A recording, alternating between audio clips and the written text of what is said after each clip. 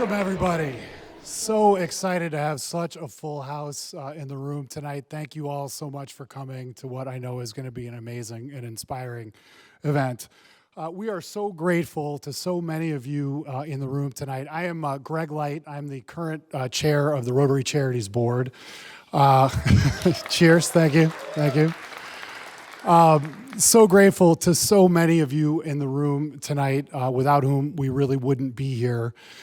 We'd like to acknowledge Rotarians, past members of the Rotary Charities Board, the past staff leadership of Rotary Charities. We want to thank you for weaving innovation and risk-taking and the importance of building relationships into the very fabric of Rotary Charities. Those are the ingredients that make the work that we're going to celebrate tonight possible. This is a really important night for us. We are debuting two pieces of work that have been in development for the past 6 months or 6 years, depending on how you're counting. The first is a short video that features 15 local change makers discussing what a systems change approach is. And the second is a publication entitled Stories of Change, which focuses on three systems change initiatives that are already seeing results based on a collaborative and upstream approach to solving complex problems. The work you're going to hear about tonight is all focused in our 5-county region. That place that we share is so critically important to the work that we do. We would like to provide an opportunity to acknowledge the land upon which we stand and the source of the resources that allow us to invest in this region in perpetuity. So for that, I would like to welcome Holly Bird to the stage. Holly.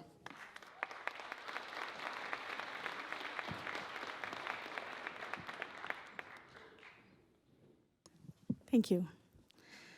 We stand on Turtle Island, our precious earth, cherished and maintained for generations and for time immemorial by the Anishinaabe, the people of the Three Fires, who are the Ojibwe, the Odawa, and the Potawatomi. And though much of the land around us now houses the descendants of European people, we express our gratitude to the Grand Traverse Band of Ottawa and Chippewa Indians as a way of honoring the Indigenous people who have been here living and working on the land. It's important to understand the long-standing history that has brought us to reside on this land and to seek to understand our place within that history. We also acknowledge that this state and country wouldn't exist if it wasn't for the enslaved labor of Black and Brown people, and we honor their legacy. So miigwech, naitra, and thank you.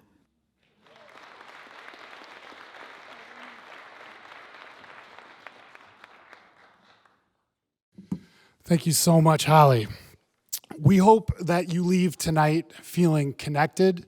Hopefully you enjoyed the networking event before the program tonight. Maybe you were able to connect with some folks you haven't seen in a while, made some new connections. We hope that if you do have some of the contest entries, if you have not turned that in, you want to pass that down to the end of the rows. A volunteer will pick that up, and there'll be a drawing later tonight for some books from Brilliant Books. We hope you also leave tonight feeling more aware of some of the systems change work that's already happening in our region. Since 2018, we have supported 20 initiatives at various stages attempting to attack complex problems using a systems change approach, and hopefully you've had an opportunity to look at some of the displays and talk to some of the folks who are engaged in that work. And finally, we hope that you leave tonight feeling inspired. Systems change is not a panacea, but we do truly believe that it offers the best chance to make lasting change with respect to some of the most stubborn problems that we face. You're going to hear some amazing success stories tonight. We hope that that leaves you feeling inspired in the work that you're doing in our community, for which we are very, very grateful. So with that, I'd like to turn it over to our amazing CEO, Sakura Takano. Thanks.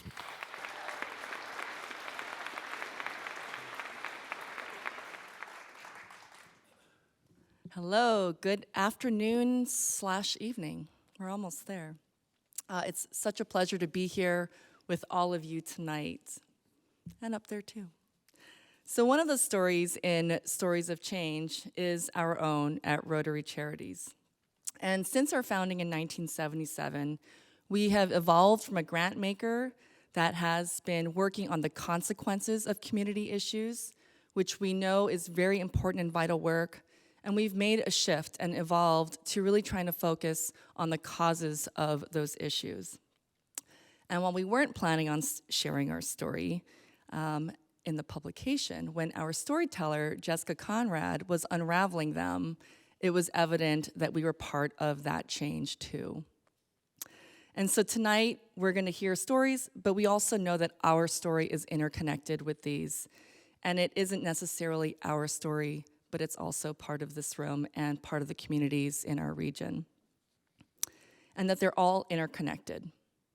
And that's the nature of communities and systems, which is one of the big aha moments I think that we've had over time that we keep coming back to, which is very exciting.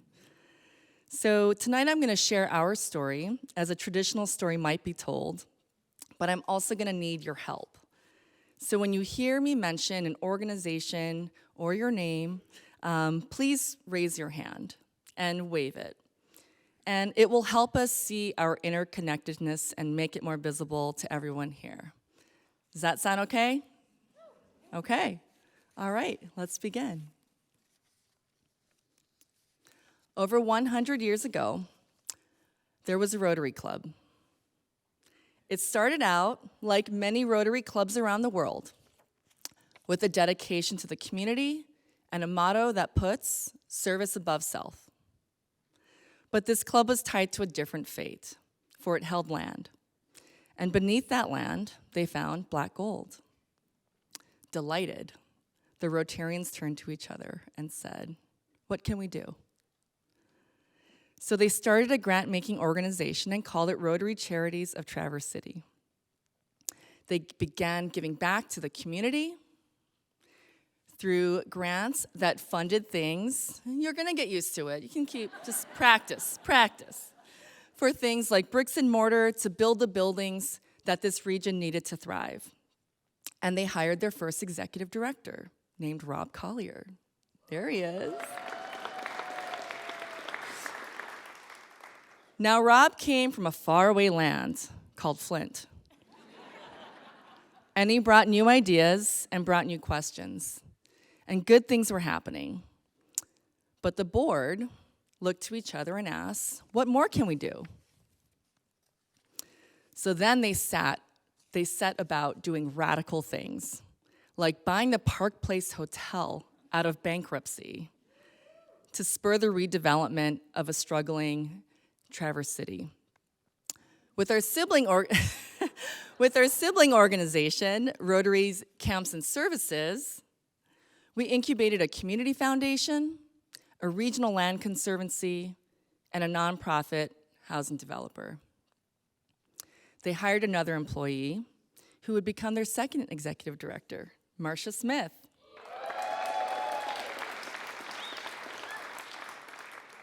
Now, Marcia came from a local nonprofit organization and shared stories about life on that side of the table. Again, the board and Marcia looked to each other and said, well, what more can we do?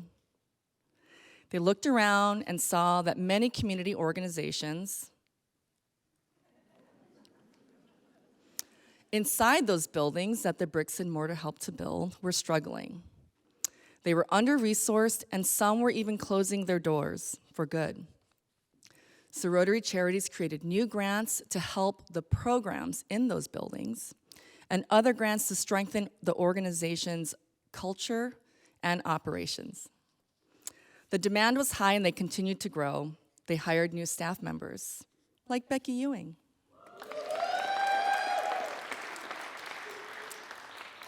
Who wove many new threads into a tighter tapestry of community relationships and a heart-centered approach. They began evaluating their work and saw that people were benefiting and organizations were stronger and more sustainable. Good things were happening. Yet, at the community level, our most complex problems persisted. The board and staff looked at each other and said again, what more can we do? And this time, the answers did not come so quickly. So they looked to the community and asked again, what more can we do? And the community responded, we think we can do more, but we're going to have to work differently together and work on different things. The staff and board searched high and low to help find the answer. And the answer they found was this: the questions. The questions are the answers, and they have been the answers all along. Keep asking the questions. Keep asking if it is the best that we can do, and learn and listen alongside each other. And so they did.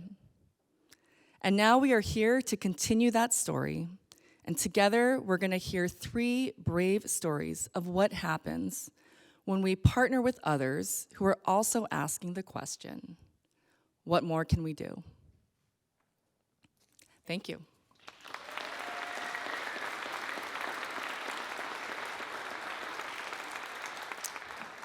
Now, this is when we're really going to exercise our arms, because if your name or your organization was named during the story, can you please raise your hand? There we go. Now, if your hand is not up, keep it up, and you want to be part of that story, working on different solutions for better outcomes, please raise your hand too. Wonderful. Thank you so much.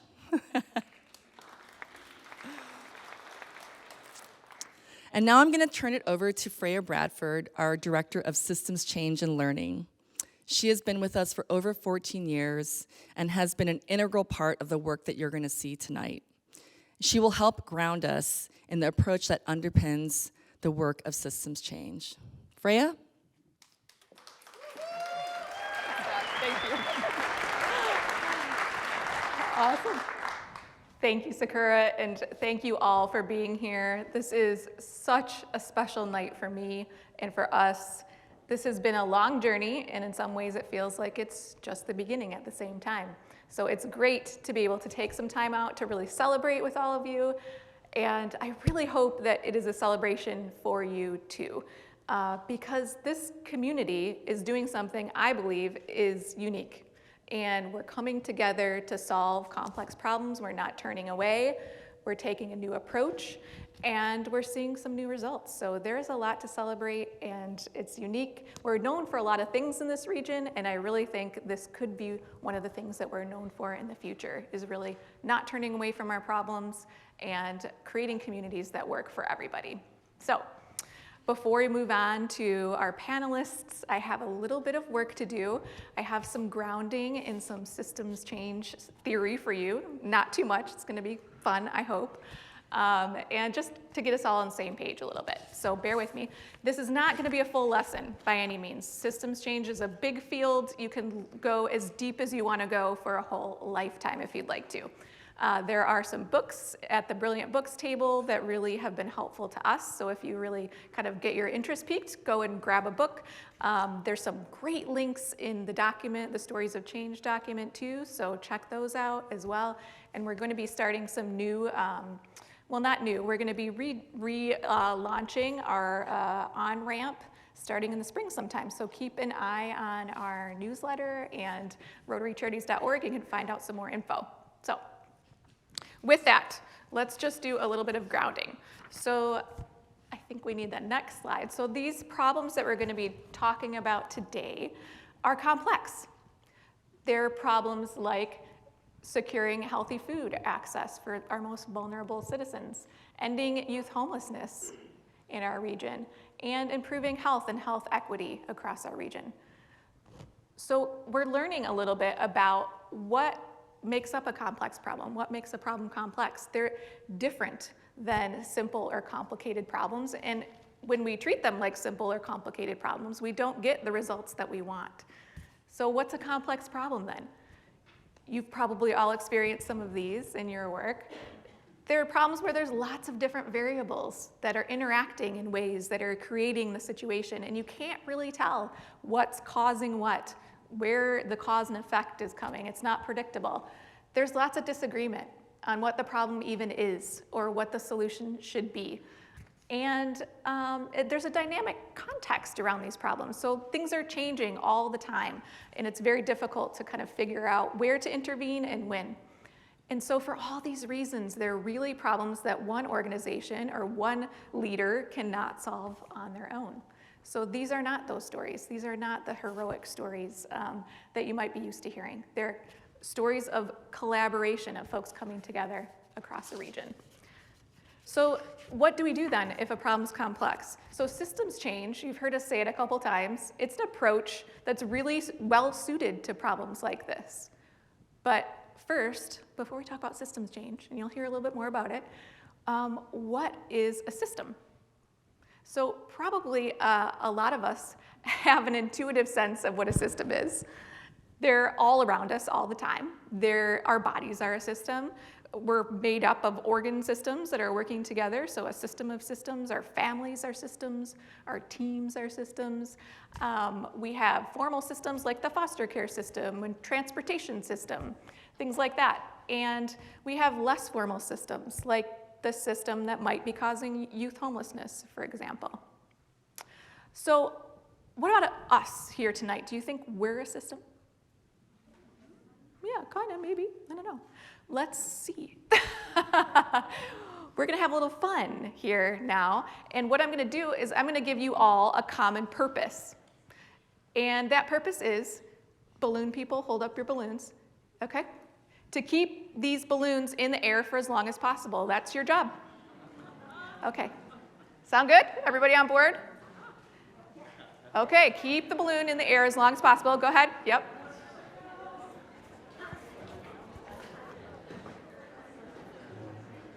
Not bad. Keep it going. Don't let it drop.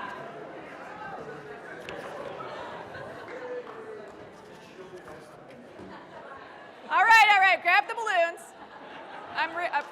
Thank you. Awesome. Give yourselves a round of applause. All right. And if you get our newsletter, Miriam piqued your interest and said, what do balloons have to do with being a system? So now we're going to find out. So you probably all felt a little bit like organizations that are working in a community on the same common purpose when they're not working in a systems kind of way. So you were very interdependent there, right? You know, whoever was hitting the balloon, you knew it might come your way. You weren't really sure. It was kind of unpredictable. You're all tied together in a common fate. It's unpredictable. There's a lot of other factors at play, like the HVAC system, for instance, or each of your capacities, really. Maybe somebody just had shoulder surgery and couldn't get their hands up in the air, that sort of thing. You probably had different ideas about how to even play this game, or if you wanted to play this game. So all of these factors are at play, things like that, in the systems that we work in every day. So you probably all were sitting there thinking, if we just could talk to each other and communicate, we could probably play this game a little bit better. We could keep this in the air for a long time. I don't know what they're gonna do or what she's gonna do. So that's what a systems change approach is about. It's about coordinating with those that share a common purpose and aligning what you do so that you end up with better results and you can play the game better, right? So it's not as hard and complex as we make it sound, but awesome, great. So we're gonna hear how other people describe a systems change approach, because we made a video that you heard Greg talk about. And I think we're about ready to cue it up. I think now. So this idea came from the community of practice. We gather all of our systems change grantees in a community of practice, and they all learn from one another. And the idea grew from there that, we need a way to explain what we do more effectively. So we went about kind of interviewing folks and pulling this all together. So with that, good, thanks.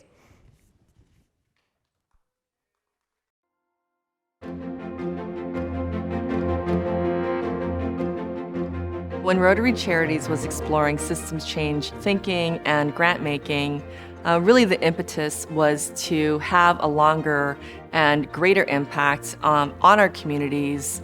And we came across systems change practices back in 2016 and 17, and really spent a lot of time working with stakeholders in the community to understand how this might apply and be useful for our impact areas. The folks that are doing the work on the ground of systems change inspire me every day.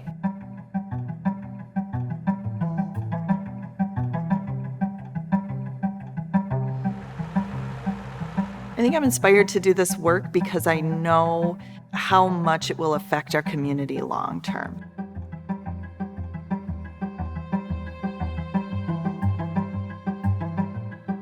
Systems change to me is a whole different level of looking at problems and solutions when it comes to complex situations. Systems change is all about looking at a problem holistically. Systems change is finding a long-term solution to an issue that maybe has had a Band-Aid put on it 1,000 times. I think that systems change is about recognizing the complexity of the social and environmental and built environments, and really owning the fact that solutions are messy, problems are messy, they're all interrelated, and it's a complex, interrelated system.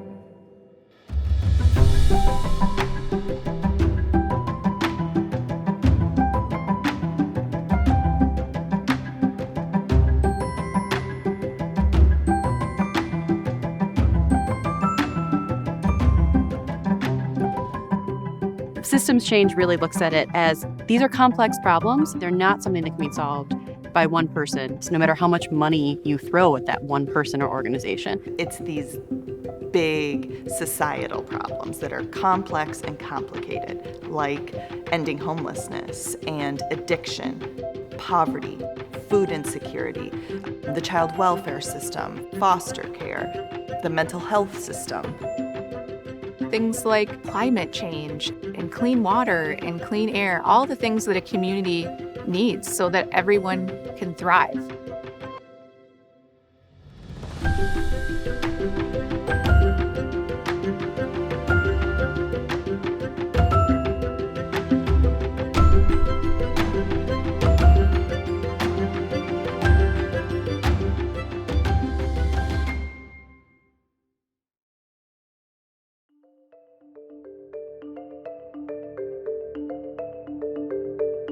It's really important to convene people together because in a complex problem, you don't fully understand the full nature of what the challenge is before us. We know the piece that we're working on. We really can't understand the complexity of the problem without multiple points of view. As a government official, I need those voices. I need a systems change approach. Otherwise, people will be looking to government to solve their problems, which is not a successful approach in most cases.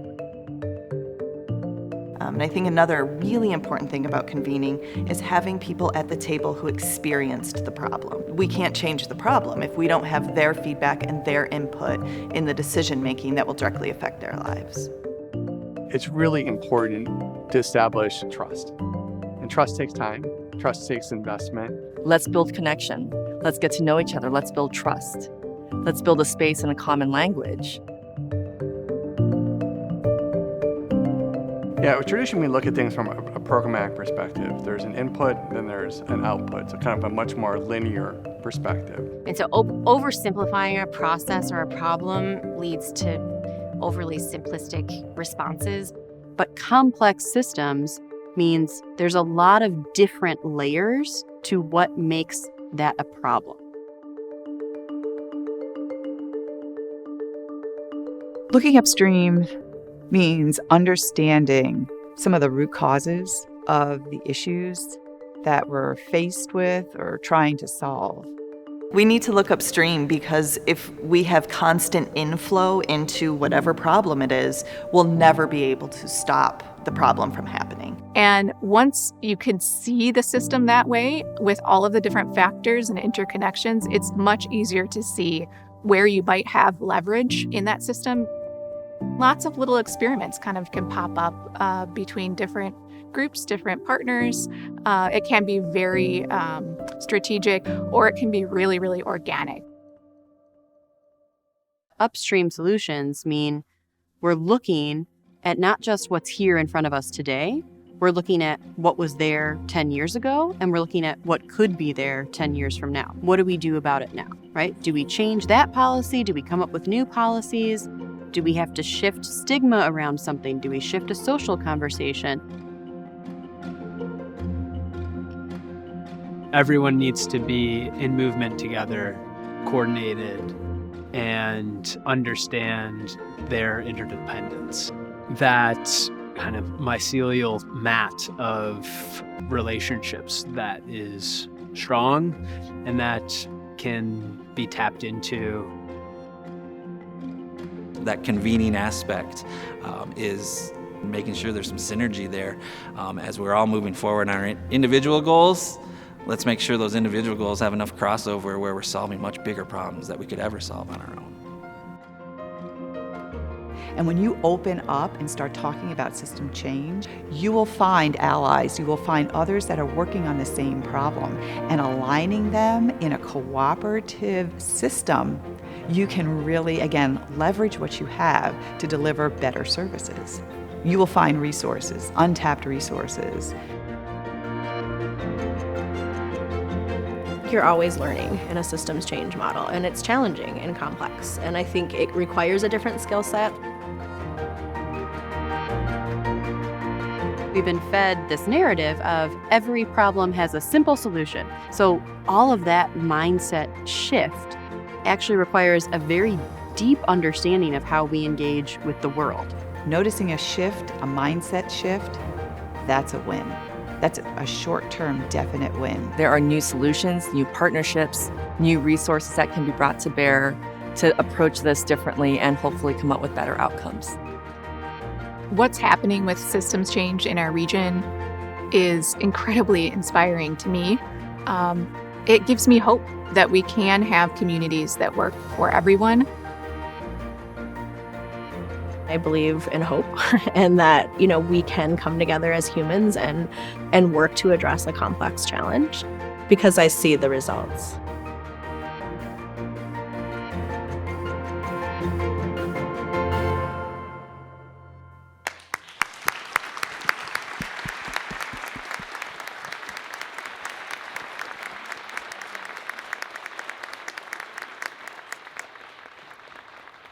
All right.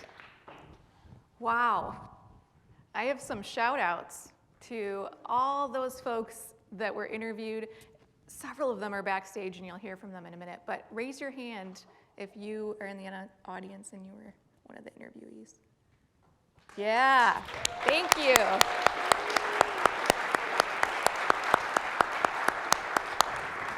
Amazing, amazing job. This is not easy stuff to talk about and explain. So hopefully it didn't explain all of it for you. It's just a teaser. You're gonna wanna learn more. You're gonna read the full report and then you're gonna call us with all of your questions and we'll be happy to talk systems change anytime. I also want to shout out Chris Hintz, who can't be here today. He's with IC Communications and did an amazing job with almost 7 hours of interview footage that we gathered for this. We have an intention to maybe create more videos in the series. This is the first one. So he distilled it down to a beautiful 8 minutes. So thank you to Chris as well. Awesome.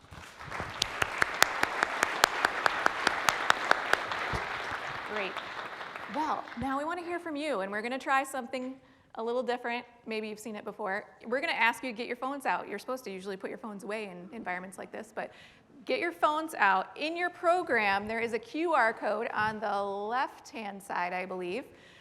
You can either scan that. We all got really good at that, I think, during COVID. Like, scan the QR code, or you can go to menti.com on your phone and put in this code.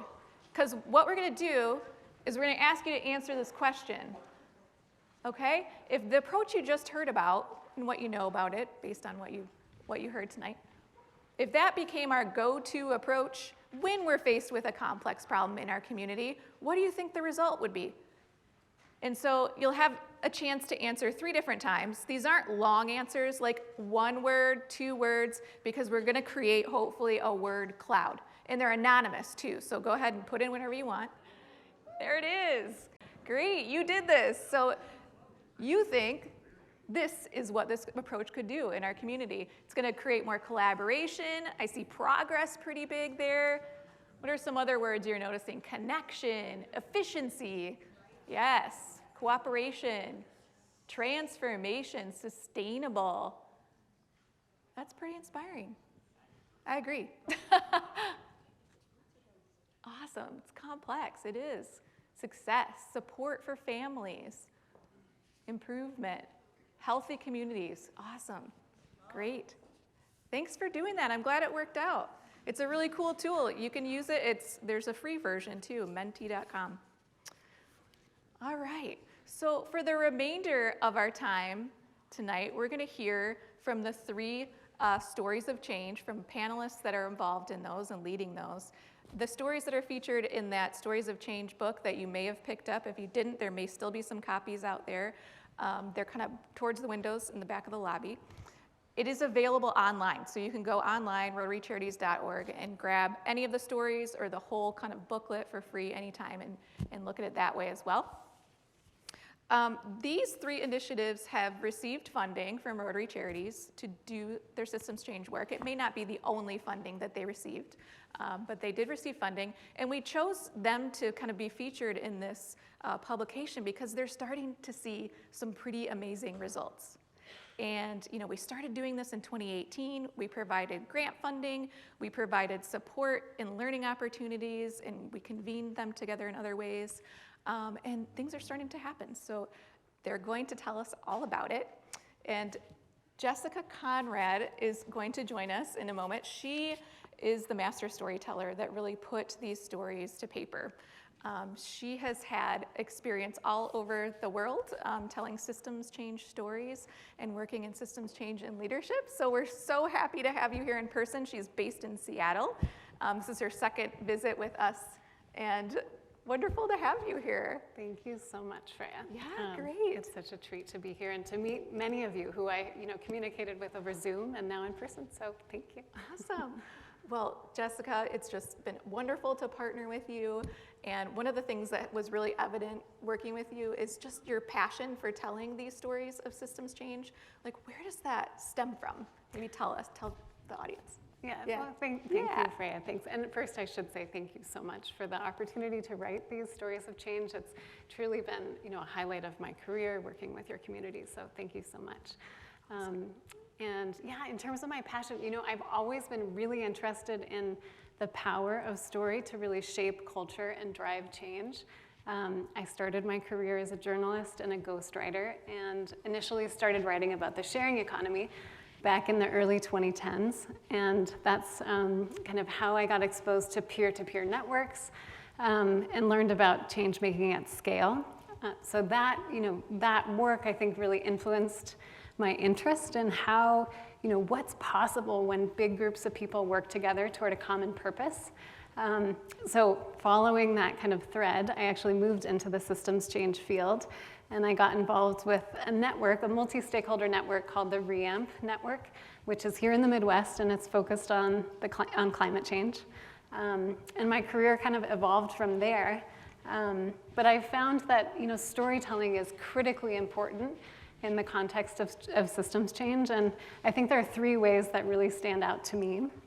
So first, stories really help illuminate change, and they also give power to voices that might not otherwise have it.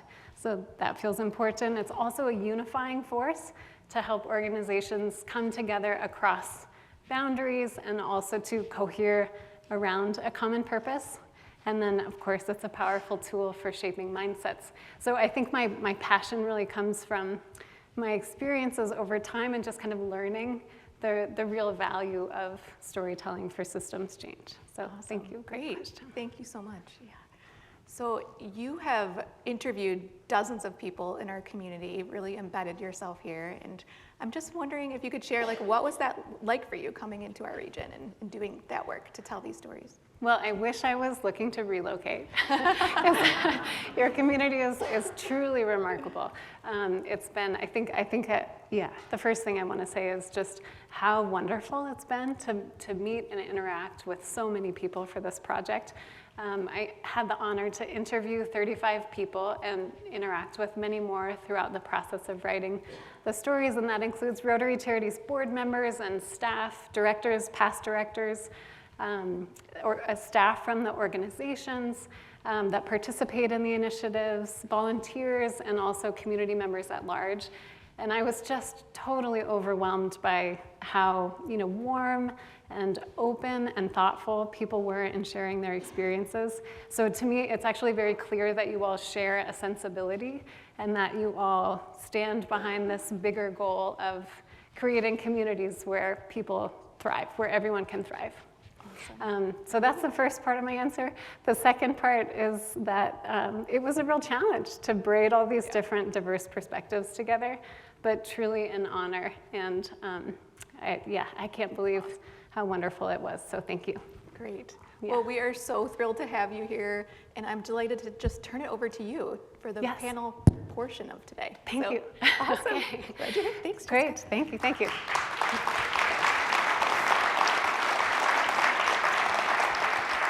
So it is my honor to introduce the next portion of this evening's program. So I'd love to invite you to help me welcome the first featured initiative, which is the Healthy Food Access Partnership. So we'll give them a round of applause.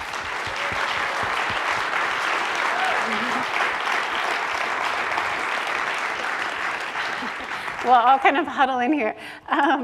So Mary Clulo with the Northwest Food Coalition, Taylor Moore with Goodwill Northern Michigan's Food Rescue, and Meghan McDermott with Groundwork Center for Resilient Communities will share some of their story, and you can find their full story in the publication. And after their presentation, I will come back out and offer a reflection on the process of writing their story and ask a couple questions. But for now, it's over to you three. Hi, everyone. I'm so grateful to be here. I am coming from the hospital, having just cut my thumb in the kitchen. And I did a costume change. I felt like, someone in a play. I've never done that before, but like quickly changing, like it was just minutes ago. But one of the tools that we have in systems change work, or one of the sayings is less prep, more presence when we talk about the future, when we're engaging with other people. And there was no way I wasn't going to miss this opportunity to speak to you. It's so important to me. Systems change work is amazing. The stories that are being told are new. They're new to me. They'll be new to you. They'll sound different, and we need to advocate for that because we need you to keep engaged in supporting the systems change work. And so I ask, please grab this. This is the first time I have seen this. Meghan handed it to me. It's amazing. Like, the stories are just incredible. Please read it because it's really in depth. Systems change work is working together, and here we are, the three of us, with a story, each of us representing different entities. 3 of us representing 70 nonprofit programs, food pantries, and meal sites in the 5 counties. I don't have. Thank you, Mary. I'm right-handed too. The next slide. Here we are. Here are the pantries, and here are the food rescue routes. So it's the 3 of us. We're representing the coalition members, 70 different nonprofit programs covering an area twice the size of Rhode Island. We serve thousands of households, thousands of people. We distribute millions of pounds of food. And we do this together.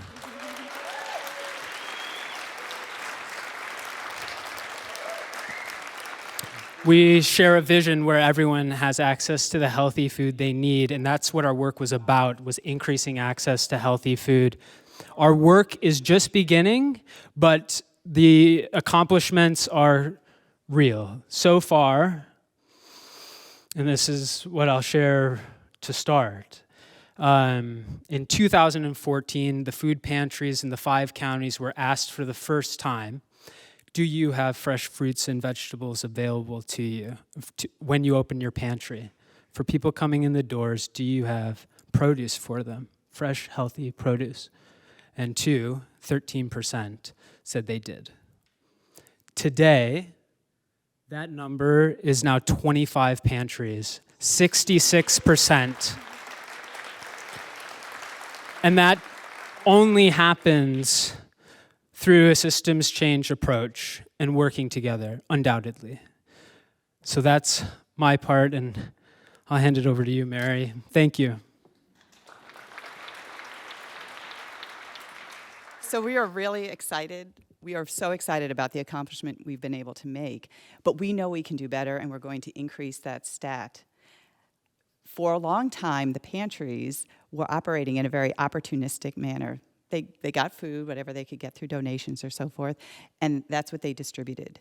In 2014, a good friend of the coalition and also a Rotarian did a food security study, and she started asking the question of, shouldn't we be thinking more about the health of the people who receive all this food?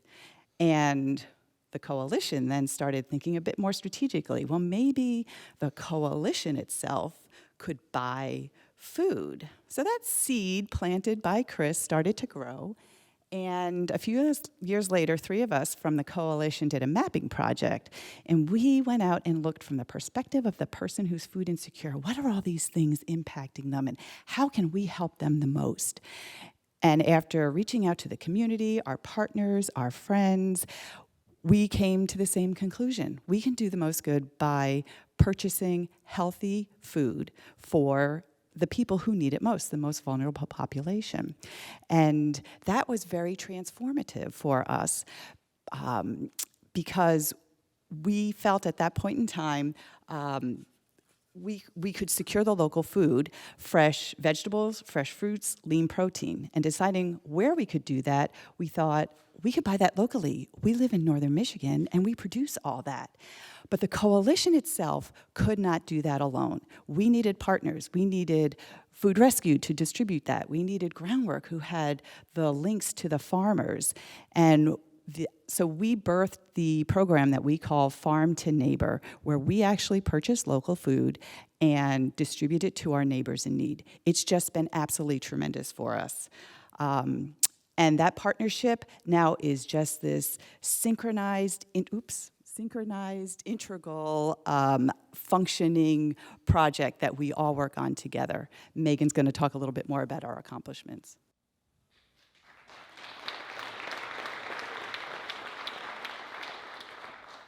Well, part of being a good systems team player is to know when you've run over time and you need to shorten your spiel. So I will be really brief. I know that you added time. Thank you. And we were ahead of schedule, and now we're on time. We're good. We're good. Systems. We're working together. Ad-libbing. So I think this is a lot of numbers on the screen, but I hope that you realize that's an exponential increase. And one of the things that I just want to draw your eyes to is that 2020 number. So if you were here in March of 2020 and you knew anybody growing food, a lot of people said, should I even put plants in the ground? Because we didn't know if farmers were going to have any kind of market, let alone the market they're used to in this beautiful, wonderful community that already supports a lot of local growers. But folks were saying farmers markets are closed, restaurants are closed, schools are closed. All of these markets that we've worked so hard to create were suddenly gone overnight. This community showed up. Together, we raised almost $200,000 to help food pantries across 10 counties, including the 5 counties that Rotary serves and Food Rescue serves, purchase hundreds of thousands of pounds of food. And it was remarkable to come together so quickly. How did that happen?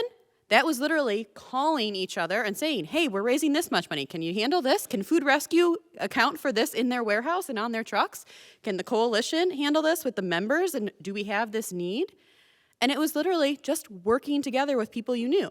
And that solution was able to hit the ground running and grow that much in 1 year in the midst of an unprecedented, I know, overused word, but truly unprecedented situation in a community setting. And rather than having that decrease this innovative project that had just started to gain momentum, it accelerated it. That's the power of systems change and working together.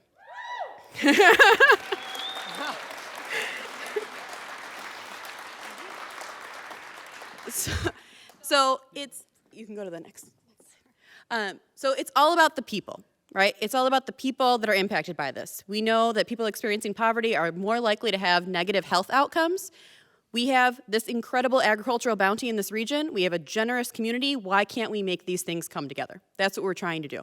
So I really, again, to echo Taylor's sentiments, I encourage you to read that story. And the other piece that I will just say is that for anyone who has ever written a grant application, that perennial grant question of how do you sustain this, we just received, through a partnership with the Grand Traverse Band, a nearly $1 million grant to keep this funding going for the next 2 years and double the amount of money that we're giving out.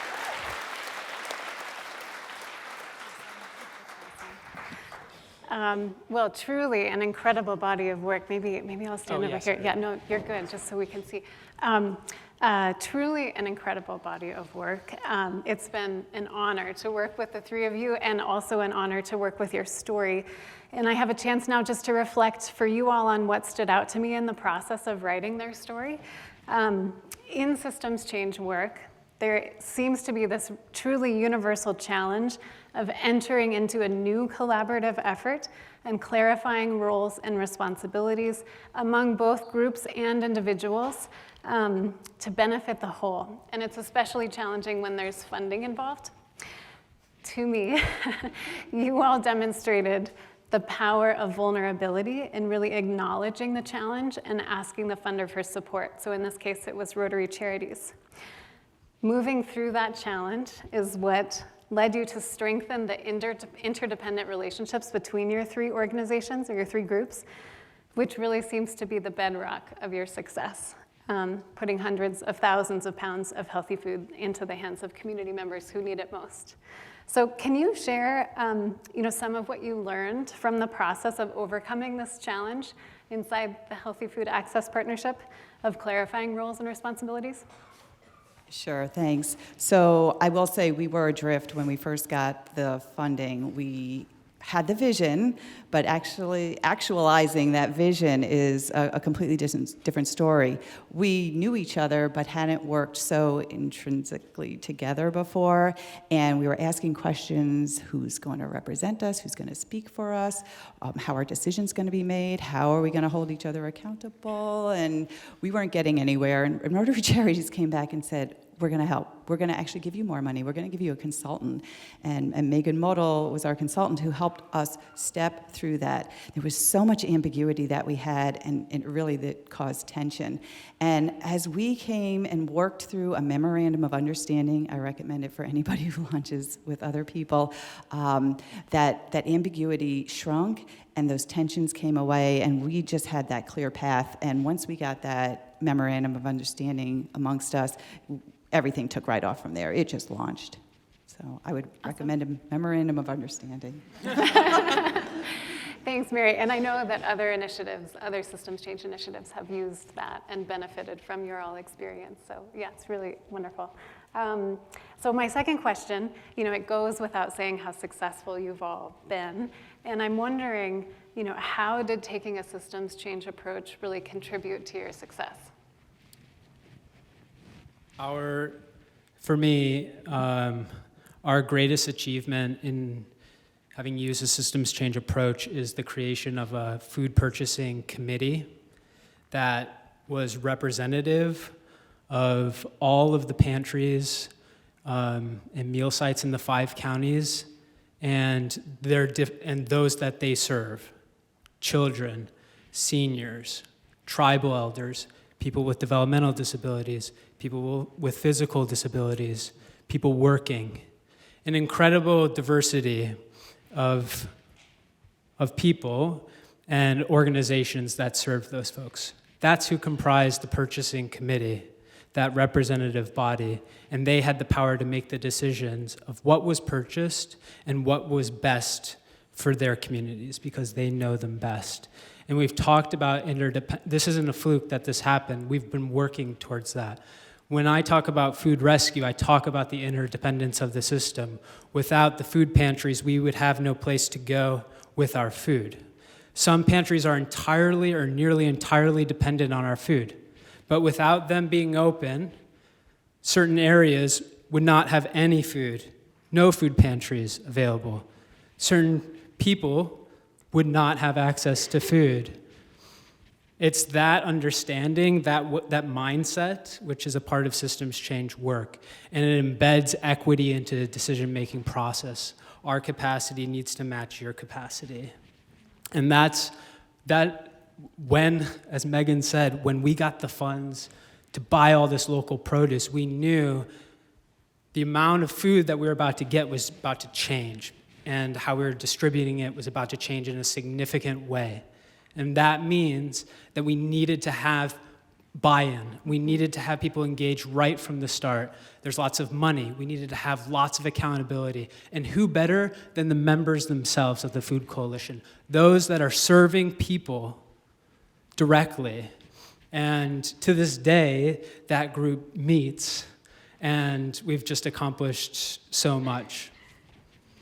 Awesome. Well, thank you so much.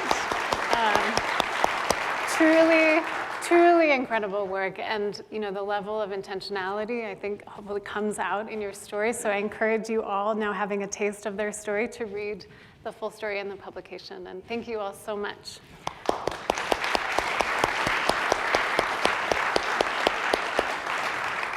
So now I'd like to invite you to help me welcoming the second initiative, which is the Northwest Michigan Coalition to End Homelessness.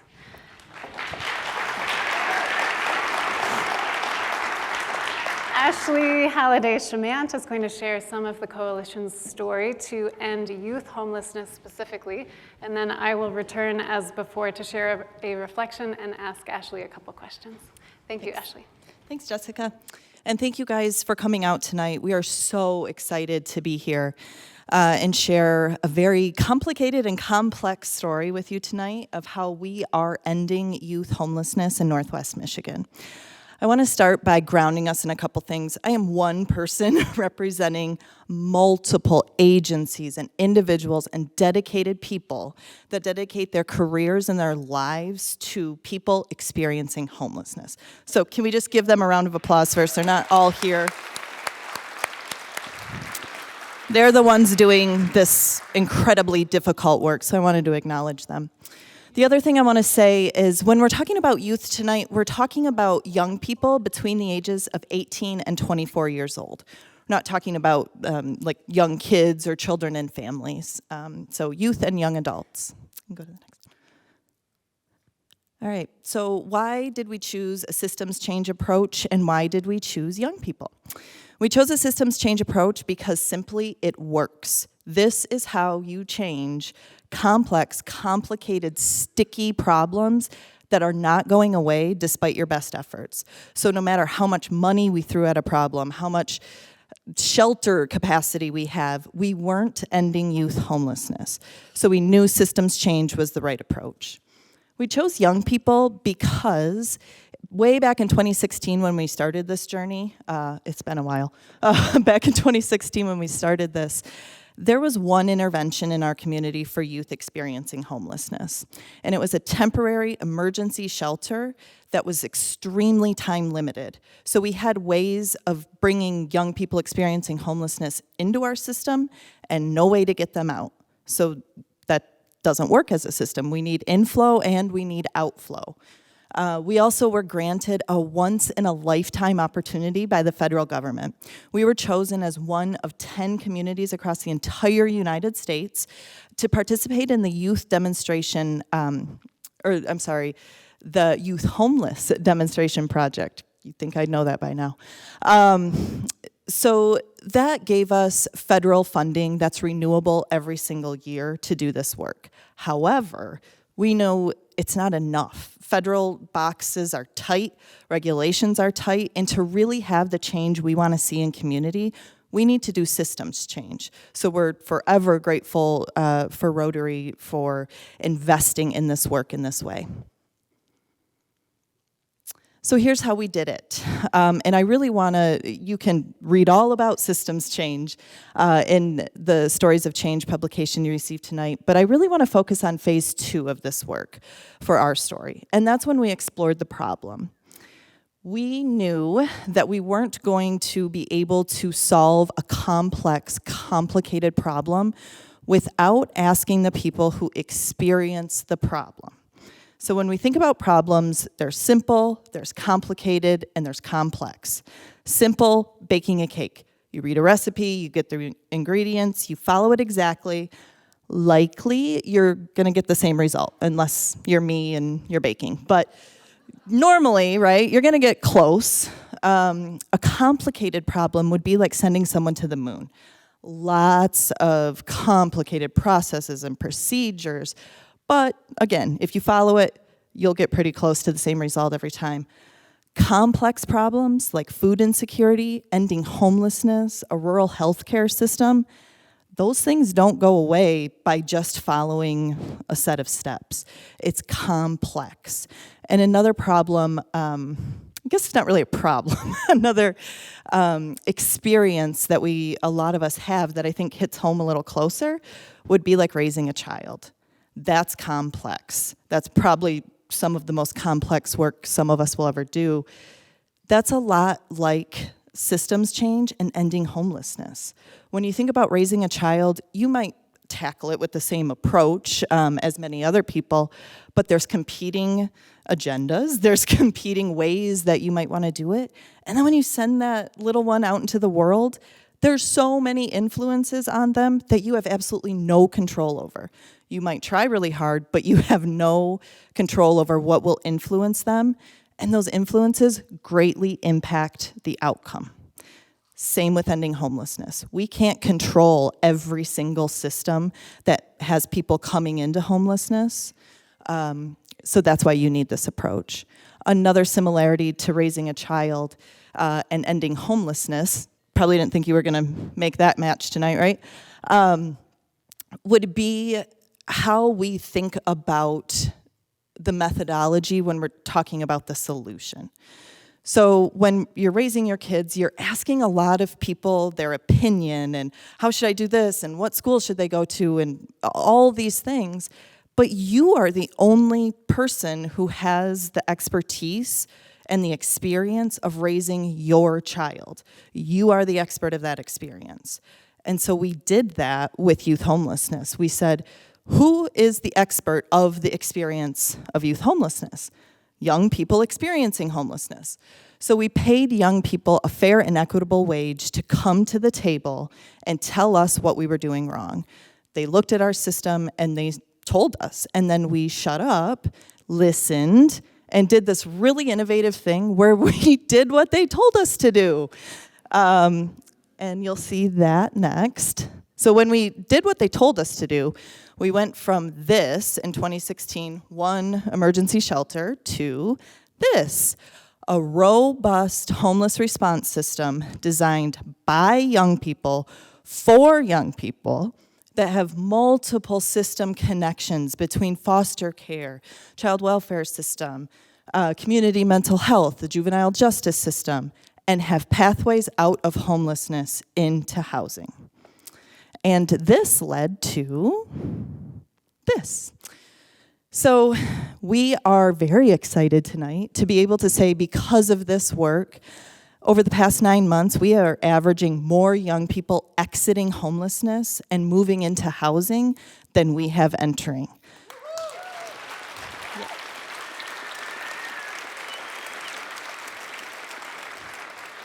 And that's because we took this approach, we listened to young people, and we did what they told us.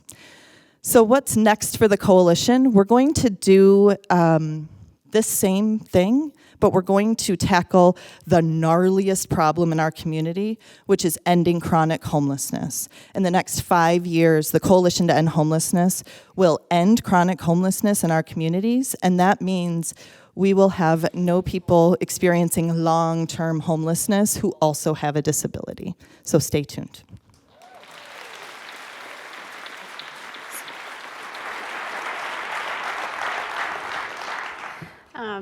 Ashley, where to begin with my reflections? I'm truly blown over by the integrity and the impact of your work. And from the very beginning of your systems change process, the coalition seemed to receive clear signals about the need to center the voices of youth and young adults with lived experience in order to transform the system to equitably meet their needs. And what really stood out to me in the process of writing your story is that you and the coalition truly listened, and you implemented a variety of both, I think, innovative and elegant solutions for involving youth and young adults deeply in every aspect of your work. So just to offer a couple examples, every decision made by the coalition requires approval of the Youth Action Board, which is made up of youth currently experiencing or at risk of experiencing housing instability. Coalition members also abide by the principle, nothing about youth without youth, and they sign a charter to acknowledge lived experience as expertise. So these activities and many more, which you can read about in the publication, I think it seems like have really supported the coalition in equitably shifting power across the system. Mm-hmm. So can you share one of the challenges that you and other coalition members confronted in your efforts to shift power into the hands of youth and young adults with lived experience? Yeah, it wasn't easy. We had a bunch of adults in the room, only adults, who were used to being the experts in the room. We were all directors of organizations or of programs, weren't necessarily used to the idea that experience holds weight, and that sometimes holds a lot more weight than your title or your job description. So in the publication, my mentor, Tina Allen, you'll see her quoted as saying, every time we went into a youth listening session, that's how we got all this feedback, she would shut her brain off and tell herself, I know nothing, and really just get in the space of, these people are the experts. They know what's right, and we're doing it wrong. And I think that's really hard to do, but it takes humility, and it took us a long time, but we got there. As systems change does. Yes. Thank you. Mm-hmm. So the coalition, has achieved incredible success. It's so exciting to be able to announce this tonight, that, over the past 9 months, more youth are exiting homelessness than entering it. How did taking a systems change approach, influence this success or this outcome? Yeah, so like I said before, we got this federal grant. So we couldn't have done it just with systems change, and we couldn't have done it just with the federal grant. For a problem as complex as homelessness, it took both. So the federal grant helped us get the programming and the interventions we needed, and the systems change work helped us really get to what we're talking about as functionally ending homelessness. And when we think about that, that means youth homelessness will be rare, brief, and one time in our communities. If young people fall into homelessness, it's not happening very often. When they do, it's brief. There will probably always be instances of homelessness in our community. But when it happens, it's brief, and then it's only one time. So when we place someone into housing, they stay there, they're supported, and they never experience homelessness again. Thank you so much.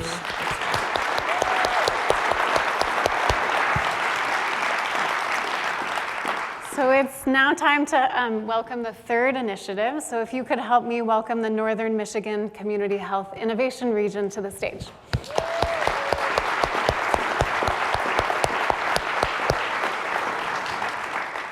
Emily, Llore, and Erin Barrett are going to share some of their story with you, and then I will return. So over to you. Thanks, Jessica. Thank you. Okay. Okay, can you guys all hear me all right? Okay. No? Closer? How about now?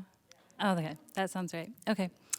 Hello, thank you for having us and thanks for coming tonight. I'm Emily. I use she, her pronouns. And I wanted to first share our network. So the Northwest Community Health Innovation Region, or we call it the Shire, covers 10 counties in northern Michigan. So they're in the green. Our network includes not just Erin and I. It's multiple different initiatives working collectively towards one shared vision of healthy people and equitable communities. And that includes our learning community, which supports deep learning through dialogue, exploration, and creation. Community Connections, which connects adults, children, and family to community resources. And My Thrive, that brings together cross-sector partners and residents to co-develop and conduct a collaborative community health assessment and improvement plan. And the Behavioral Health Initiative, which strengthens behavioral health services and promotes well-being and resiliency. Many of my partners are here today. I think you can raise your hands if you'd like. We had a variety of tables, so I know my team's there in the back. Hi, guys. Next slide is, I did want to share our backbone organization. Our backbone organization is the Northern Michigan Public Health Alliance. So you may have noticed that Erin and I both are from different local public health departments. And the Northern Michigan Public Health Alliance is a partnership of 7 local health departments that assists us in maintaining strategic coherence and managing our day-to-day operations. We're able to pull in staff from a variety of positions throughout Northern Michigan to be able to support our work. All right. Might need to lower this. There we go. Hi, everyone. My name is Erin. My pronouns are she, her, and I'm going to be talking a little bit about our spectrum of work here at the Shire. Okay, so what you should be looking at is a framework developed by the Bay Area Regional Health Inequities Initiative. So just to tell you a little bit about what we do in the Shire, our mission is to reduce unnecessary medical expenses, increase health equity, and improve population health. So that means the problems we're trying to solve are incredibly complex. And that's where this framework comes into play. This framework shows us 3 things. 1, it highlights the elements and factors that contribute to individual, community, and population health. This framework also illuminates the red thread connecting all of us as cross-sector partners, so public health, healthcare, housing, education, transportation, and many more amazing partners. And finally, but definitely not last, this framework highlights the absolute necessity to continue driving upstream in our work to ensure that we're addressing root causes like institutional and social inequities. And so within the Shire, we aim to implement interconnected strategies across this spectrum. And so how do we do this? We do this in a lot of ways, but we take a systems change approach rooted in shared learning. And with this approach, we're nimble, we ebb and flow throughout the system. And sometimes this means we're supporting the work, sometimes it means we're listeners, sometimes we are leaders, and sometimes we're disruptors.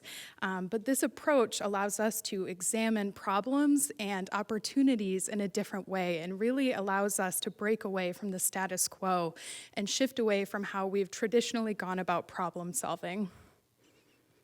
And now Emily's gonna take it away with some powerful outcomes. So this is the good part. So I'm pleased to share with you all of these outcomes. I certainly, as I mentioned before, can't take credit for them all, that it is our amazing team. That includes, again, My Thrive, Community Connections, the Behavioral Health Initiative, and the Learning Community, that each works hard to accomplish their own aims, but really what brings it all together is us working constantly, collectively, and making sure that we're making efficient and effective changes. We have not only our wonderful team, but our partners. I know many of you are our partners that came out today, and then also our generous funders. And we are extremely grateful for the relationships that we've built along the way. Honestly, I was going to read some of these off to you, but I realized I can't see them. But some of the ones that were most touching to me, because I saw some of the ones that we had given funds to, was our community empowerment, where we funded residents to to do amazing work and just trust that they can be the change that they want to see. We reduced healthcare costs. Our return on investment has been successful. And we've been able to use funding that we've received locally and been able to pull in additional funds federally to really maximize our financial resources and bring dollars into the community. And not to mention that all of those things, I'm sure that, you know, residents that are impacted and have increased health outcomes, and, you know, we're behind those dollars that were saved. We save them to have to go to a doctor's appointment or be sick. And so it's really, those are the things that, you know, aren't the $3 million or those dollars, but are so important to our community.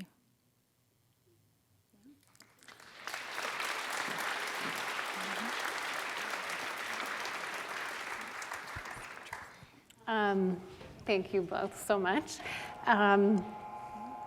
What you've accomplished in creating a more connected and aligned community system is truly remarkable. And you know, the Shire is so vast. So we could have taken your story in many different directions. But together we chose to focus on the Northwest Shire Learning Community, which is a facilitated space for peer learning and collaboration across the Shire. To me, what your story really demonstrates is that learning together and learning constantly is critical in a systems change effort. Through the learning community, you really leveraged learning to support your partners in developing, you know, greater understanding of truly abstract concepts like health equity. What does that really mean?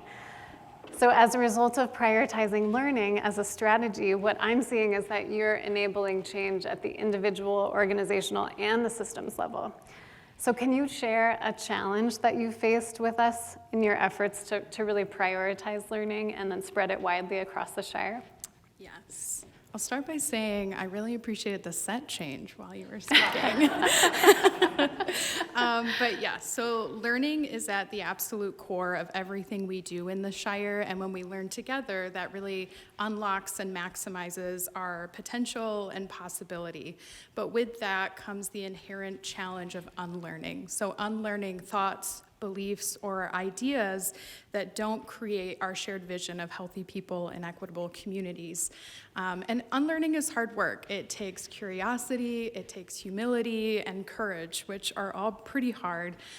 So within the Shire, but especially the learning community, we really aim to create a safe space where people can connect, build relationships, share ideas, and reflect. And also reminding everyone that we're all on our own unique learning journey. Oh, thank you. I love that you named like curiosity and courage as like what's underneath learning. I think it's easy as adults to kind of forget that that's what it really takes. So thank you, Erin. So a broad way of describing, you know, your success is that, you know, today residents are benefiting from more fair and just opportunities to attain improved levels of health. So this question probably sounds familiar now, but how has taking a systems change approach contributed to your success? So first of all, I heard some of my colleagues and systems change partners already mention this, but I don't think that it can be overstated, the importance of really surrounding the problem with diverse voices, and really being able to understand what other people are going through, because we each can only see our section of the problem. So like our structure within the Shire has really been helpful to us in having those different levels of change, being able to see those, and then bringing in additional partners to really truly understand the whole system. And we constantly need to remind ourselves that within these systems, there was people who built these systems, and so just as equally, we as people can change any of the systems. Thank you, Emily, and thank you both so much. And you two can stay up here on stage if you'd like, and we're gonna transition to the next portion of our program. So I'll invite all of the initiatives back, and we will have a panel discussion up here.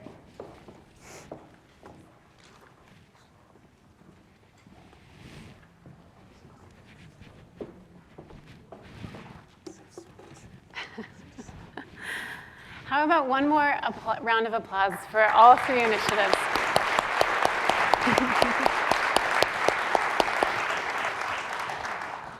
So, as you've heard, I think hinted several times throughout, the comments that everyone has made, systems change, this approach really requires a different mindset, a different way of thinking.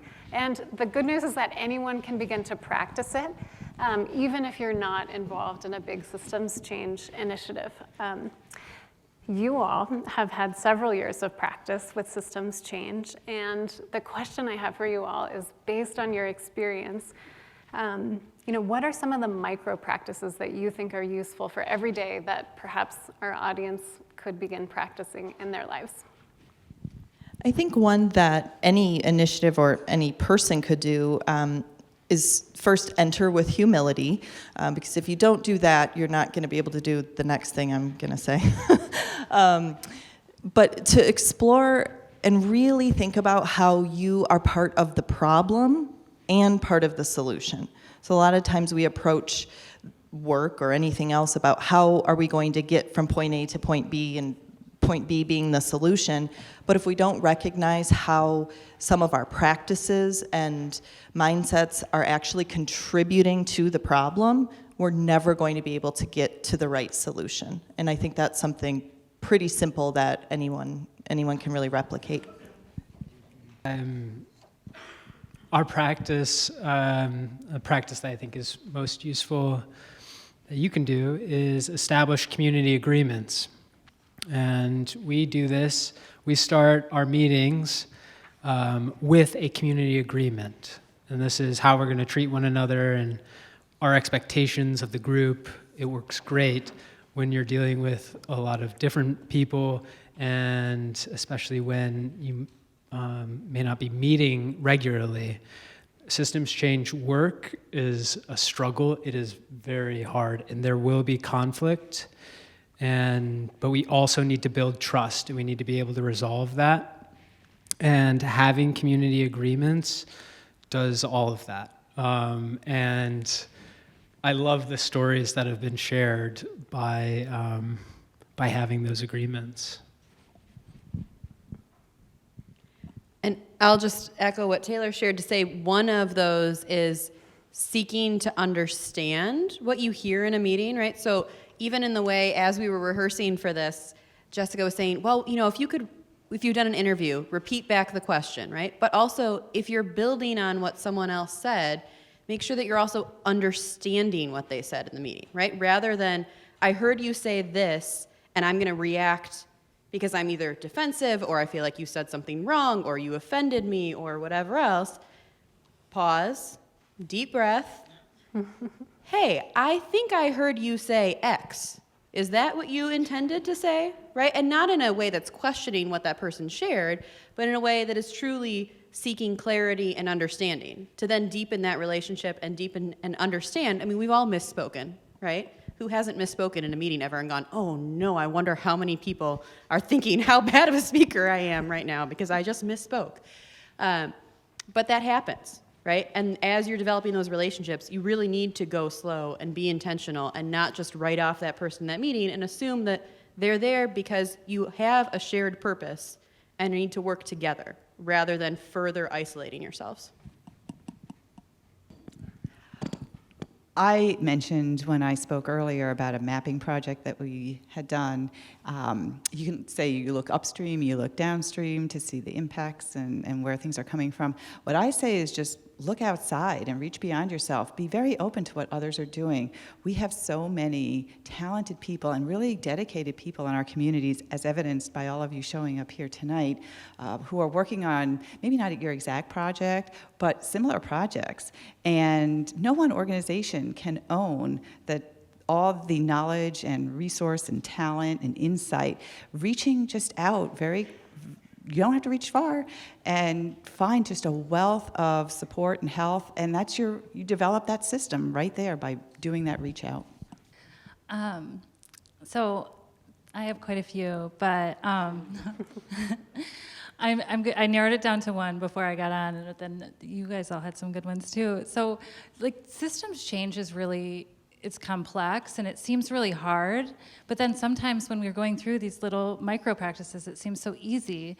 And so I go back and forth with it. But there was two that I wanted to share with this group today, to really use inclusive language.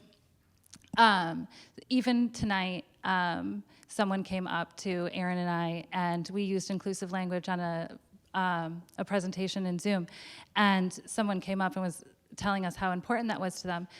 And it's these little things that you can do to connect with others that don't seem like a lot and seem a little uncomfortable at first, but really make people feel appreciated.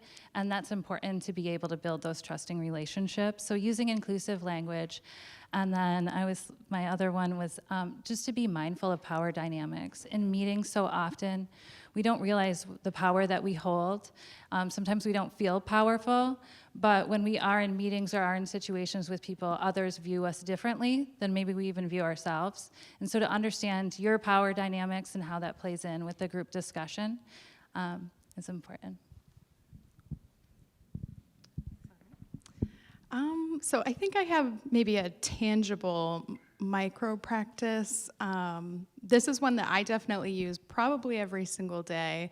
It's IDEO's design prompts, but specifically their kind of question framing. And so they offer one on their website to frame your questions with a how might we. So you would take any question, issue, or opportunity and introduce it with how might we insert your question here. And to me, that really shows us a few things. It's collaborative, it's curious, and it's optimistic, which to me are three kind of key ingredients to systems change. But we definitely use that on a daily basis. Thank you all. I think we heard from everyone. And just to practice reflecting back what I heard, and to summarize for all of you, some of the practices we heard were about, really centering humility. Asking yourself, how are you part of the problem and how are you part of the solution? Community agreements, use them to overcome conflict. Seek better understanding, practice reflecting back. Look outside in the community for answers. There's a lot of people doing important work that could relate to your work. Use inclusive language, be mindful of power dynamics in meetings, and use how might we questions. So I guess our collective invitation for you all is to begin practicing these things in your work and in your life outside of work. Hopefully they're easy enough that you can get started right away. So thank you all. How might we celebrate all of these wonderful panelists one more time?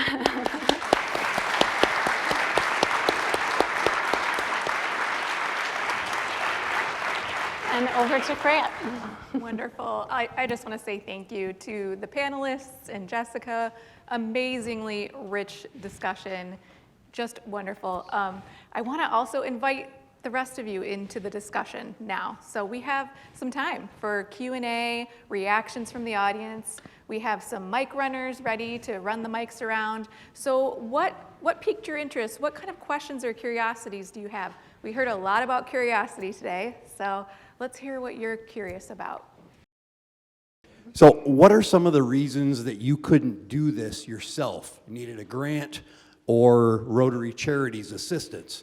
I'm a for-profit organization. I don't have the ability to, get some of the help that you had. What were some of those challenges? I just want to clarify what you're asking. What are some of the challenges of getting funding or needing to get funding? Or you were having problems before Rotary Charities came in to help you. Why couldn't you do it without Rotary Charities or a grant? That's right, we were having challenges. We also, that's right, I forgot about that. We had a great vision, that's what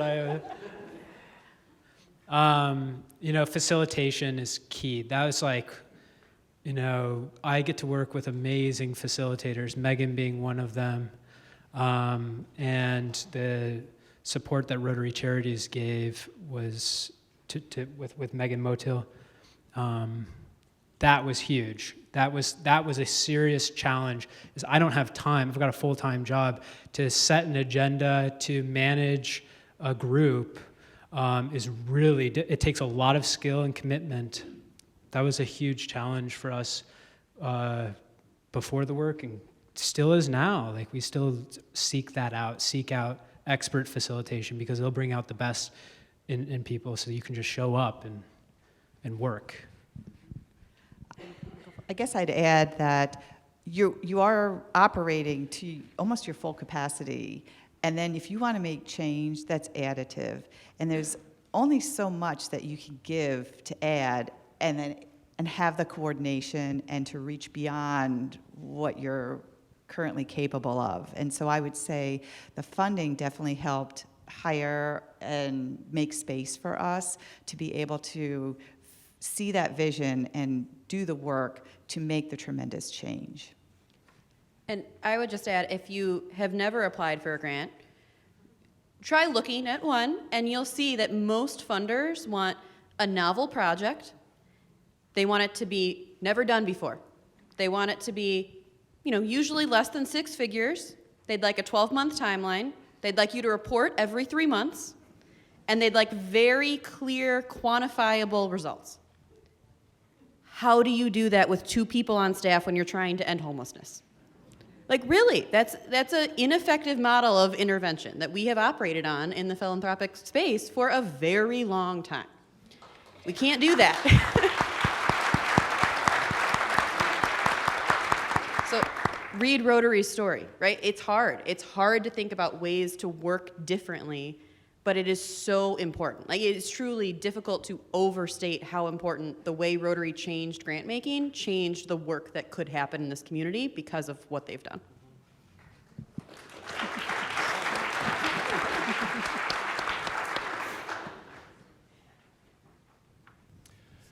This is a how might we? If I wanted to do a project, it seems as I look at your systems, you're missing step 1. You start with step 2 when everybody's together. How did you start? Did you first have to define the problem? How do you know who the stakeholders were? You seem like that is step number 1. And you're starting with 2 like you've got it all together. So for how might we in the audience start? That's the part, like the messy part. And so that's why we didn't want to talk about it, I think. Like, that's the not fun part to talk about, that you're dragging people, sometimes kicking and screaming, to the table. And not because they don't want to be there, they don't believe in the work, but like Taylor said, everybody in nonprofit, like our coalition staff is me. So yes, we have a lot of agencies doing the work, but we're understaffed and all of that stuff. So it's really hard to get people to add on something when you're already kind of struggling. But it kind of goes to the first question also. That's what Rotary did, was help us convene. So they taught us facilitation techniques. They taught us about systems change. They taught us techniques to bring people to the table in a fair and equitable way. And then they helped us pay people to do that, like youth. Nobody else pays young people to come and share their story to make your system better, but Rotary does. So that's kind of answer to both questions, I guess. Your second end of who's in the system or who comes to the table, and that work really never ends, where the more you learn about the system, the more you learn about your community and who's experiencing the problem, and as you create changes, more people start coming to the table. We joke around that if a lot of people come to the table, we either did something really great or something really awful, because people will come to the table if you make a mistake and you're affecting their system, or they'll come to the table if you do something great and you're affecting their system. To start, though, I'll add, I mentioned the coalition's been around. It's been around since 1994, and it was started, Val Stone, probably still in the audience, by Val. I mean, tremendous.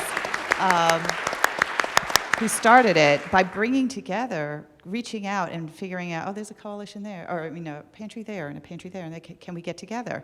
And over time, it grew. So it does take time, but it is that reach out and study of who's working on these projects, or who's working on something that's somewhat related. Food rescue started, and as Taylor had said earlier, once they rescued food, they needed to bring it someplace, right? So they joined us at the coalition, came to the coalition and said, we're going to rescue food. Will you take it? Yes, we will, right? And then our relationship started back then, if that gets that to your question, hopefully. And you can read about it in the publication too. The first phase is squarely part of all 4 of the stories. So yeah, take a look at the publication too. In the spirit of messy questions, this process itself is complex. And it sounds like even before step 1, it's attend a training, go over to Brilliant Books and pick up a short stack and read through them. There's a lot of learning. There's a novel approach that, especially at the beginning of this process for each of you, was not guaranteed to pay off. Many of you have boards of directors. You're all at the edge of your capacity. Some of you are answerable to local political commissions. So I'm curious how you internally sell this when your board or your boss sees you spending a whole lot of time in something that's not a guaranteed pay. And then along with that, is this sticking internally? Are you seeing changes beyond these initiatives where you feel like you've now got a new process that's going to work in perpetuity? There's a lot of questions and a lot of things. I think with the selling it point, I think we just have to say what we've been doing hasn't been working. We look at our statistics, whether it be on the news or a community health assessment or something similar, and what we've been doing for years and years hasn't been working, so we have to do something different, and systems change is a great place to start. But with that, it's super messy, super swirly. It's not the most sexy sell, right? Because we don't have these amazing metrics to show day 1, but maybe in 5 years, maybe in 10 years, we've transformed our community. So that's what's surfacing for me. I could not agree more, and I think one of the things that probably many of us heard is the pandemic gave you a chance to say yes to things, right? Nobody knew what was going on, so it was like, well, let's just try something else, right? We can't do what we've been doing for a lot of reasons beyond our control, so we're gonna try different things out, right? We're gonna hire staff in different communities. We're gonna move all our meetings to virtual. We're going to allow people to have more flexible work schedules or work plans and see how that affects their well-being at work, right? It was, a very powerful way to say we can do things differently, which is a big saying in systems change, right? So I don't want to say it's the silver lining of the pandemic by any means, but I do think that there are pieces that have stuck around because once you see it, right, everyone's hesitant and reluctant to change. We're all just trying to get by. Every day can be difficult and different levels of struggle for every individual. So then how do we then reflect and say, I'm going to take that extra step to change how I'm operating, right? And then you multiply that by hundreds and then thousands and then tens of thousands of individuals trying to change the way they're interacting with the world. That is really hard. But we all just did it, right? That just happened because this huge thing happened. And so then I think it opened up a lot of possibilities for people to think, well, maybe I shouldn't just get stuck in my ways. I'm sure there are people that still are. Don't worry. I'm sure I have habits that are going to stick around. But I think that opened up a possibility for ways of engaging with each other and each other's organizations that are different. And I do think a lot of that has stuck, in part because we've seen results, right? They might not be the same metrics we thought we were going to be tracking at the beginning of things, but we've seen that it's had a positive impact. And that gave us that opportunity to have that little bit of wiggle room to say, well, nobody knows what's going on. Let's try something different. And then, different worked. Maybe not in every way we thought it would or not in the way we were predicting, but this seems to be doing something, so we'll keep going with this. At Goodwill, Northern Michigan, we had the right people in the room, the right board. That had a belief that we're greater than the sum of our parts. That collective action is really going to make a difference. I know I believe that, and I know others do too. And so you have that mentality and that like keeps on driving things forward, and then having the resources, like having the funding to do the work has been huge. You know, we received Mackenzie Scott funding, which was amazing. This is who used to be married to Jeff Bezos, right? She got divorced, she did what a sane billionaire would do, and she gave it away. And what does that do? You know, that changes the dynamic, it changes the mindset from a scarcity mindset to let's keep doing this. And Meghan dropped a huge piece of news, which is this USDA grant of almost $1 million through the Grand Traverse Band. That's going to come, that's going to ultimately be $650,000 directly into the hands of local farmers. And that's the Northwest Food Coalition, NMCAA, and Goodwill Food Rescue, and Groundwork. You know, you start the process, and then internally it self-perpetuates, I think. I think there's a degree of it's a self-fulfilling prophecy, right? And maybe I'll just add, Brad, I think one of the reasons we wanted to do this Stories of Change project is so that you and others that want to start this work would have more of a roadmap. You would have stories to tell your board. Look, it's working here. And it's not that thick of a document, and it's beautifully written and easy to read, unlike maybe some of those complex books that, you know, maybe we love brilliant books. Buy the books too. But this is free online, and hopefully will help folks get started and be able to sell it to their board and tell those stories. There's another thing that I just wanted to add, now that I have a little more context of your question, Brad, is like another way to sell it too is that it is really hard and challenging, but what's been helpful to us, as you'll read, is the network of us on stage, where we're brought together for different panels and things like this, but then also, you know, quarterly that we come together and talk about things. But when stuff gets really hard, when we're trying to make big changes, we can connect with each other and just talk about some of our struggles, because although we're solving different problems, they're all connected. And we all understand, you know, how to get through a roadblock or support each other in trying to get through a roadblock. So it's been really helpful to have other people that are so close to you in your community that that can support you in your journey.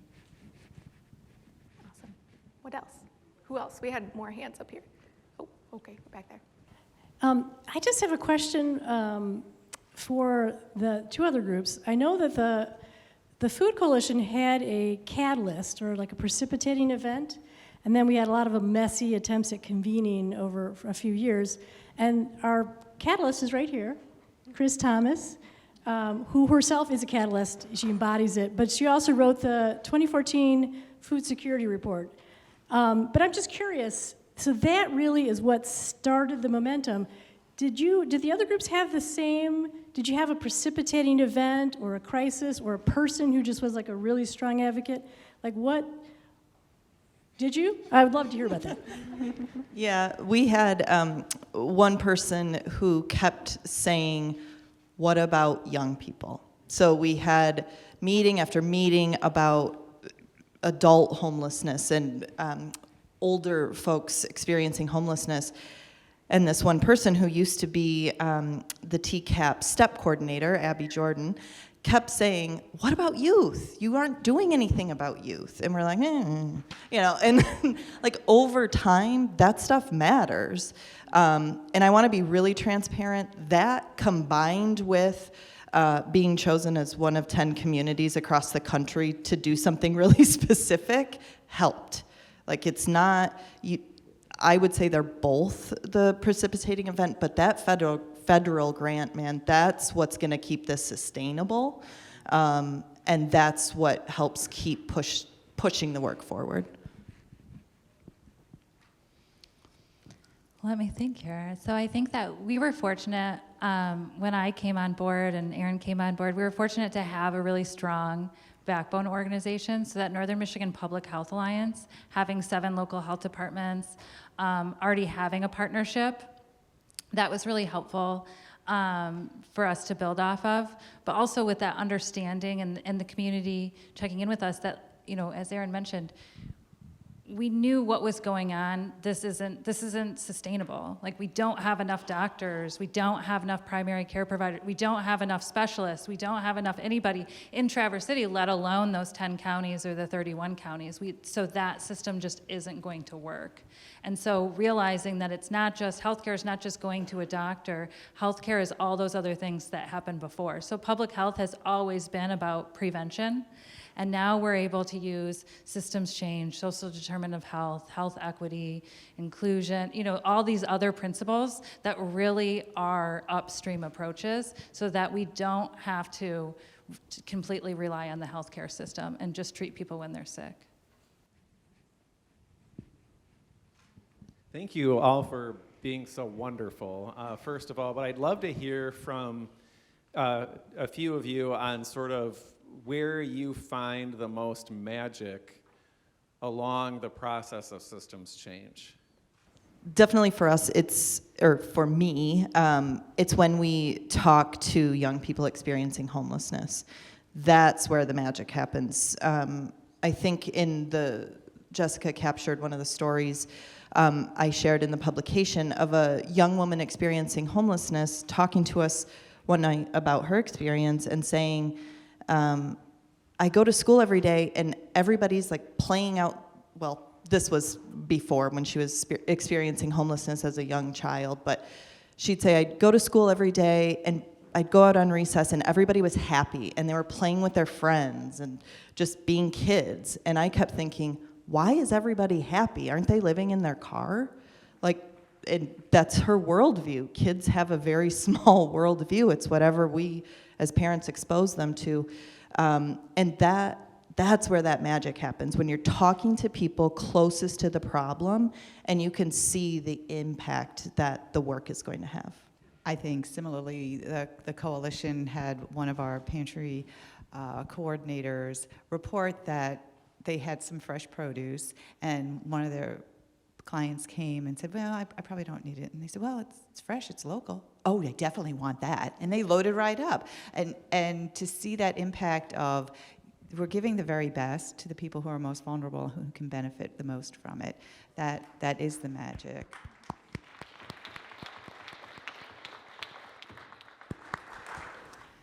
I really like your question because I think there's a lot of opportunities for magic and systems change, and then of course there's a lot of swirliness and chaos and unknown, but there is a ton of magic, and a couple of things that are coming to mind are, like Emily said, surrounding the problem with diverse perspectives, bringing new people in to help co-create something, problem solve. So bringing in those community connectors, bringing in the disruptors, the people that will disagree with you or who will have different thoughts or ideas on something. That feels pretty magical to be in a meeting, even though it can get pretty swirly, but it's exciting and fun. Another kind of magic piece that we've recently gone through is our community empowerment project. This was a pilot project to provide funds directly to residents leading community-based initiatives. And so we provided funds and support instead of us deciding what residents might or should be working on. And that's been really amazing. And we're taking careful care to create a case study to share that. So we're really excited to share it when it's ready. I just got one more magic moment that's easy to miss, but if you're in a lot of meetings, like many of us are, I imagine, one of the things that I actually take joy in seeing as often a facilitator is that you watch the relationships change, right? Often you'll read about like laughter in a meeting is a good sign of a team that's developing a relationship and an understanding of each other. So that's a great sign. You see the magic in not needing a facilitator anymore, which I hope is still true, but like throughout the pandemic, we met every Wednesday morning at 8:30 in the morning on Zoom, and many people who did not use Zoom in their life at all prior to the pandemic. And I just remember thinking, part of the responsibility of thinking about systems change, and I think I said this to Mary at one point, was, even if all I'm doing by helping someone find the mute button for the 18th time is helping them connect with their grandkids, because that's the only way they can interact, right? As long as I look at this as that's just as much a part of my job as getting through whatever this next deliverable is, right? You're about the people that are showing up to do the work, and you're watching that magic happen because they feel lit up when they come to that discussion. It happens, and it's beautiful. And then you're taking what you can do in that moment of being like, all right, I'm gonna show you the mute button again. Hi, yep, it's right there. It's good, I'm fine. And you're not angry about it, you're calm, you're accepting, you're loving, as many times as I could be, I'm sure I'm not perfect. But you watch that shift, and then you watch that person take another step in that group, right? They maybe speak up when they wouldn't have before, or that person that's been quietly participating, and you're kind of thinking, do they want to be here? Do they not want to be here? What's going on? They start volunteering perspectives.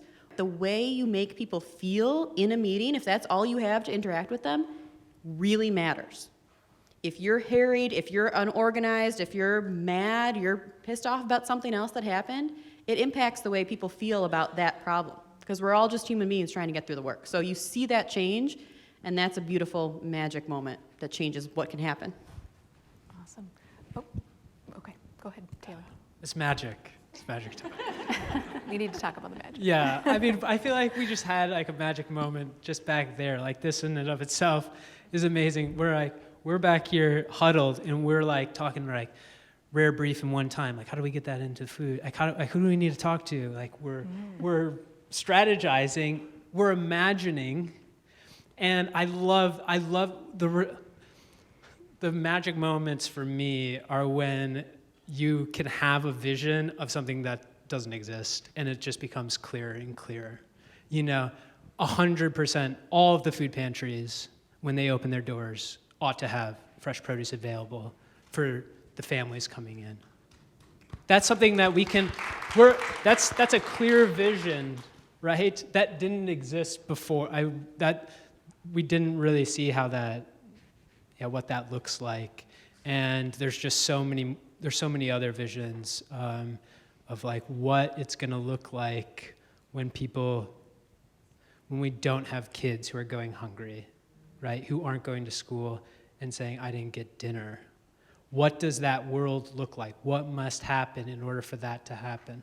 Well, there's gonna be a lot of purchasing committee meetings. There's gonna be a lot more of those types of things happening, There's gonna be a lot more stories to tell. Awesome. Wonderful. We have time for one more question while they're on stage, but I do want to say that their contact information is at the end of their story. So you can reach out if you have more questions for each of them and find out through email. And someone raise their hand really quickly. Allison. Well, as a meeting planner, I'm the person I hate. I don't have a question. But as a board member for the last 10 years, you brought me to near tears. The leaders behind me and our staff who've led us to this direction, but listening to your stories, I can't believe the hard work you've put in, and you've absolutely touched my heart, and I can't thank you enough for all that you do for our community, so thank you.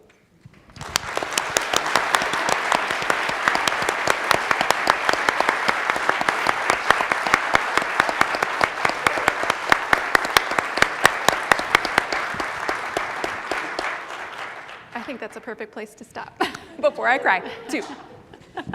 But Sakura, are you? Right here. Okay, awesome. I know. Dabbing my eyes in the velvet curtain here. Thank you, Allison. And thank you to Jessica and the panelists for saying your truth and being honest about how messy and catalytic this work can be and how it's worth it, right? It's worth it. So thank you all again. And I also want to shout out Becky, Marcia, and Rob for being here and for supporting us in this continuing journey of being thought leaders and provokers and really making the best effort we can for positive community change here in the region. We're so happy to be part of that work. And I will have to say that Miriam is going to be so happy that we are ending right almost on time. And we have the best team. Kendra Luyt, Kristen Heddick, Miriam Owsley, Freya Bradford, that put this together tonight.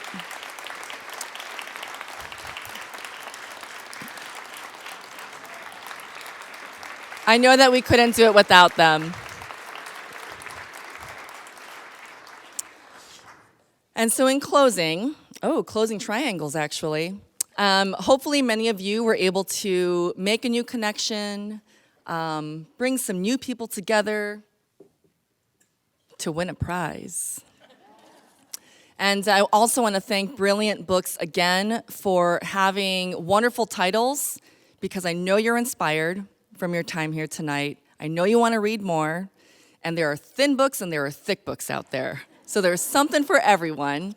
And tonight, hopefully, and one of you has to be present to win a free book.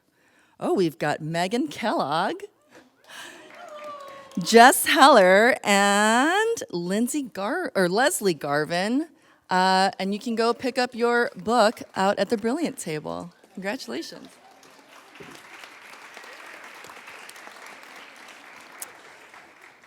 So I hope you have shivers and you feel ready and inspired to embark, to explore, and to support these wonderful change makers and their efforts in the community. There are many more who we hope to share the stories of in the future. And again, just reach out to any one of us here on staff. You know these faces now, they're your new friends. And talk to us, ask questions, ask about how you can get engaged, and you will be welcomed. So thank you again for sharing this evening tonight. We're so happy that you're here, and stay tuned for more resources and ways to get involved. We have a last word here tonight, and it's not mine. And we're gonna give the panel the last word. They're gonna share a poem that our Systems Change community of practice returns to every now and then when we have to be reminded. And it captures the essence of systems change work. So it is called Turning to One Another by Margaret Wheatley. There is no power greater than a community discovering what it cares about. Ask, what is possible, not what's wrong. Keep asking. Notice what you care about. Assume that many others share your dreams. Be brave enough to start a conversation that matters. Talk to people you know, talk to people you don't know, talk to people you never talk to. Be intrigued by the differences you hear. Expect to be surprised. Treasure curiosity more than certainty. Invite in everybody who cares to work on what's possible. Acknowledge that everyone is an expert about something. Know that creative solutions come from new connections. Remember, you don't fear people whose story you know. Real listening always brings people closer together. Trust that meaningful conversations can change your world, rely on human goodness, and stay together.